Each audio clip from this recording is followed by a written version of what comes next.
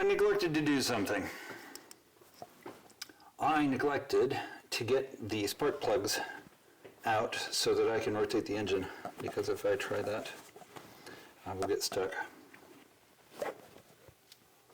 So if it ever comes up, the spark plugs on this car are covered by the shock coils. The shock coils require this fancy tool. Well, they don't require it, but they're easier to get out with this fancy tool that I bought off, I believe, eBay. Exciting, right? So, first thing is you have to pop the cords off the back. The wiring harness is attached to those. And with that on there, one of two things happens. Either I rip the top off of my $250 shock coil, or it comes out nice and gently. Yay for the second option.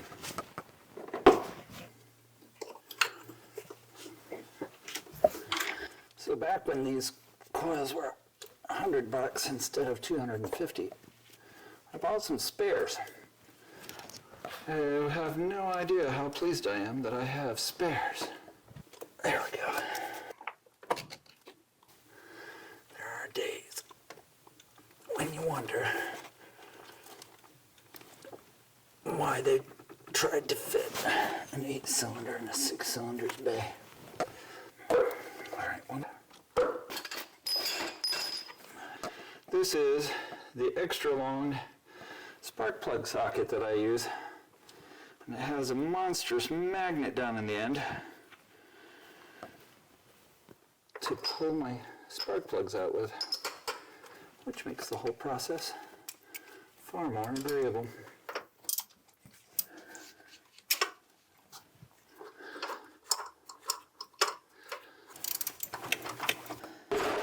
And with that, what do you say we try it? The goal is to spin this around and just prove that we can move it to top dead center and not get stuck. And it is moving, but it's still in gear, so the car's moving. I'll be right back. See, that's fine. So this is a little weird to see, but there are two little cutouts. There's the first one, which looks a little deeper than the other one, and here is the one for top dead center. I just gotta remember all the bits I need to pop off. All right, so I need those two covers, and then I gotta remember what size that is. The first step is to lock the, oh, I am going to need that. I'm going to take the belt off so that I can lock the engine in position. And I never remember what size those are, so I'm bringing the whole kit. There's a big old hose in the way. All right, alternate plan. So to remove this, you need a 14mm wrench. This one happens to be especially long, which is nice. Got to get the water pump plate off, and it has 10mm heads. And with any luck at all, that will just pop free. Let's get the covers out of the way. Let's get this out officially.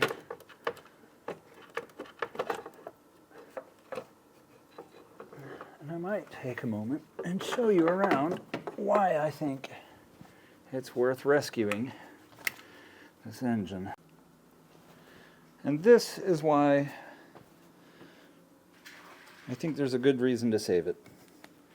It's not neglected and it's not abused. It's in that middle ground. So I am going to do my best. Out of the way.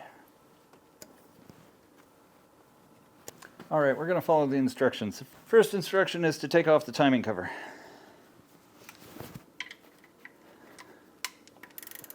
Timing covers are 10mm. The next step is to use our fancy and expensive tool, which is a stick, to drop in for top dead center lock. We're really going to have to drop that hose.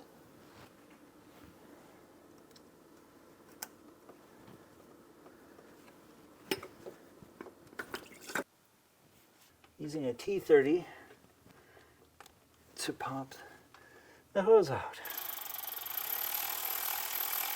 Oh, wait a minute. Isn't that one that was ridiculous? Yeah, there it is. We're finally ready to insert the locking pin. Oh, see? That's much better. Whatever. We're locked at top dead center. With that done, we're now ready to install the timing tool. Turns out you can't fit it on with that in the way, so I'm going to have to move that. That's out of the way. Now we're going to try and install the tool.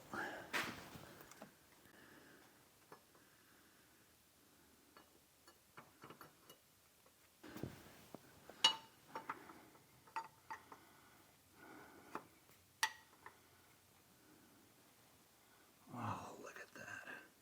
Slide that on and crank it down to 10 Newton meters. 10 Newton meters.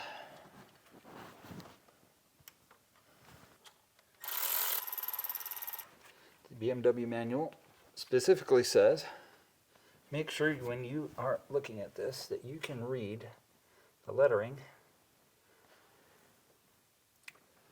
under the tool. I can see little teeth, so my guess is that you just do exactly what it looks like. Put that on there and that on there.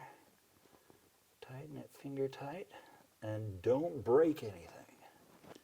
So now we're going to release the Vanos timing bolt.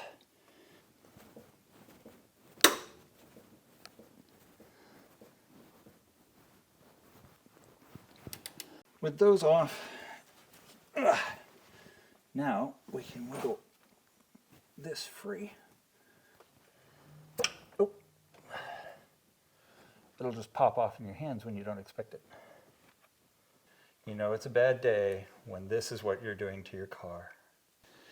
Use this 17 millimeter to release the timing chain tensioner.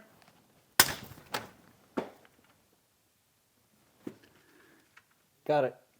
Oh, there's something else down there. All right. Now I gotta pop that out. But there's wire in the way, so let's get that free. Oh, this is one of the easier type. Yay for that. 4. Oh, look at that. 14 on the first try. I don't actually know what I'm doing. Does it seem impressive? Oh, yeah. Tension is fully released.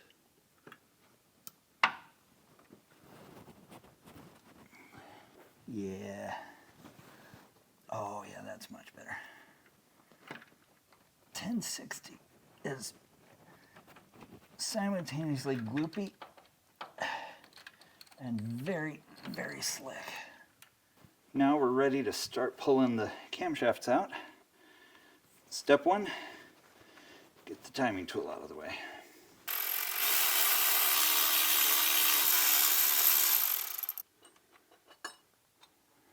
So the next step is to remove the cap, which is this bit.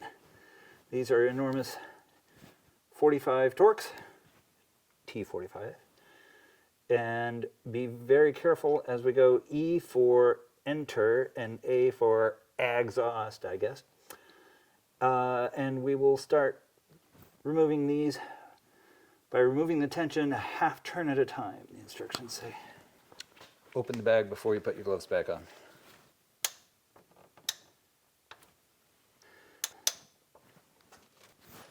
There is an itty bitty lip right there. Even if there's no chance, I'm not risking it. That is pretty. The official instructions: release from outside in half turns. And if those springs I bought are any indicator, there's a fair amount of tension on these.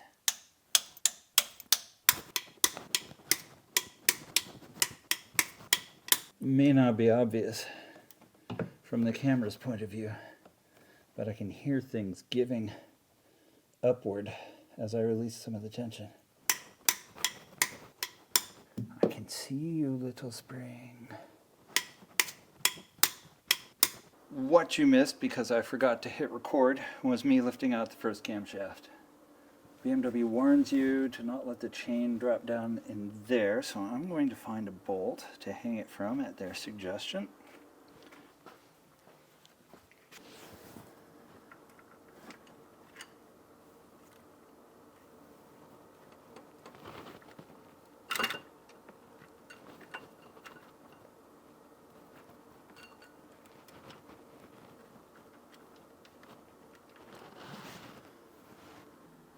I'm kind of afraid to do the next step, which is to figure out what happened.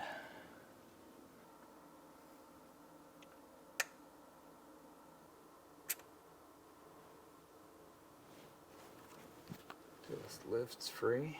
That is the gap where that valve is exposed now.